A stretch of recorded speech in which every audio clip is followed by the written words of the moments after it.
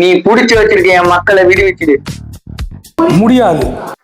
உனக்கு என்ன வேணும்? என்ன கொடுத்தா விடுவிப்ப? 2 லிட்டர் பெட்ரோல். 1 லிட்டர் தான் தருவேன். யோசிச்சு சொல்றேன், கிளம்பு. இந்த தீவிரவாதிகளை அழிக்க ஒரு ஆளு கூட்டிட்டு வா. போ.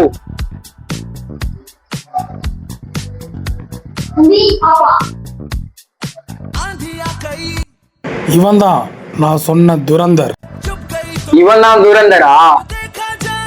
இந்த கேன ரொம்ப நேரமா திறக்க முடியல, திறந்து காட்டு. இவன் தான் பாகிஸ்தான் தீவிரவாதி அழிக்க நான் கூட்டு வந்த ஆளு. இவனா? இவன் தீவிரவாதி அழிக்க வந்தானா? தம்பி வெற்றியோட திரும்பி வா.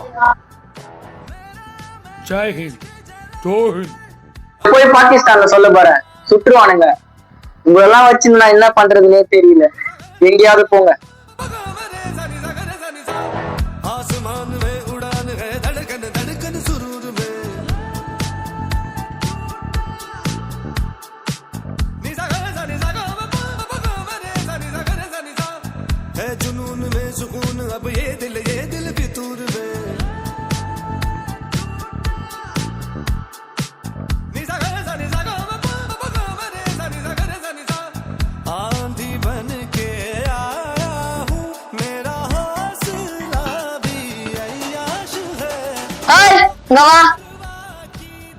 உன் பேர் என்ன?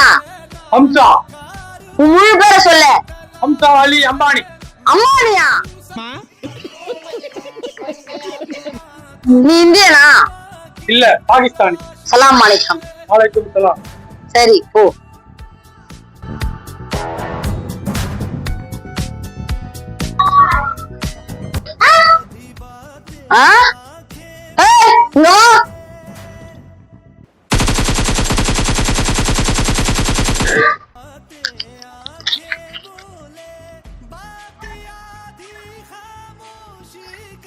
ஹலோ சாம், நம்மளுக்கு இந்தியா காசு கிடைச்சிருக்கு, வா கள்ள நோட்டு அடிக்கலாம்.